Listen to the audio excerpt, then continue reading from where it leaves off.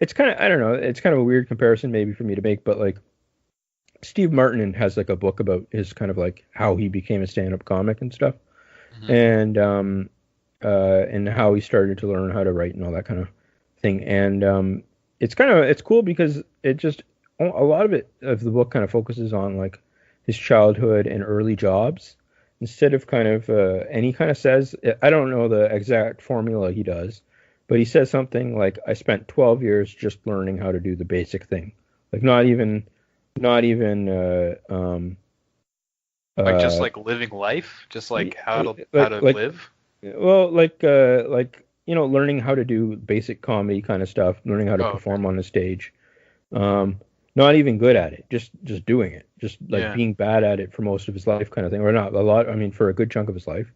And this was stuff like doing shows at Disney, like the or like kind of like improv kind of stuff. He did like kind of a strange kind of like he was doing something a little bit different for that time, and just learning how to perform every night and and then he said that he had about a few years where he kind of like actually got things together into like an actual act, like he kind of realized what he was about and kind of where he wanted to take it. And then he said he had 2 years where he became super famous all of a sudden. And then he had about 2 years where he just kept doing it, but he felt it was stupid and he had already done it. And then he had a few years where he just left everything and went and did movies and did other stuff and just kind of took a break from it for a while and stuff and just did completely different things because he kind of felt like that was his.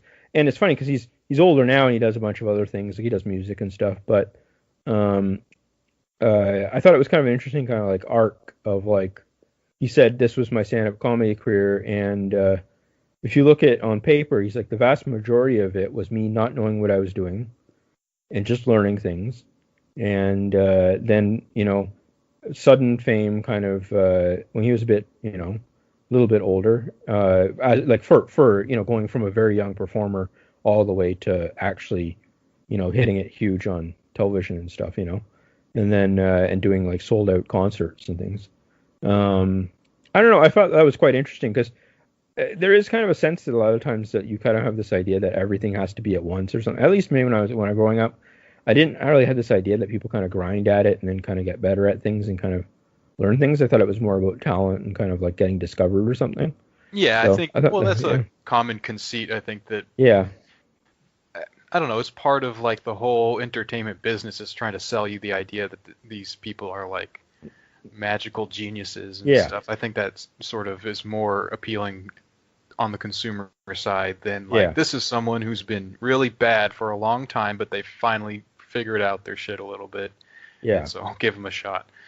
You know, sure. that career arc reminds me of Osama bin Laden. You know, Okay, yeah, he yeah, was really bad yeah, at it yeah, yeah, for a long time, yeah. and then he tried something and USS Cole, and it wasn't that Cool, yeah. great, and then he was Yeah, like, you know it what? was a minor hit. Yeah, Right, kind of a cult classic, yeah, and then he really hit it big, and then decided to kind of drop out of the game for a little bit. yeah, I don't think he did music.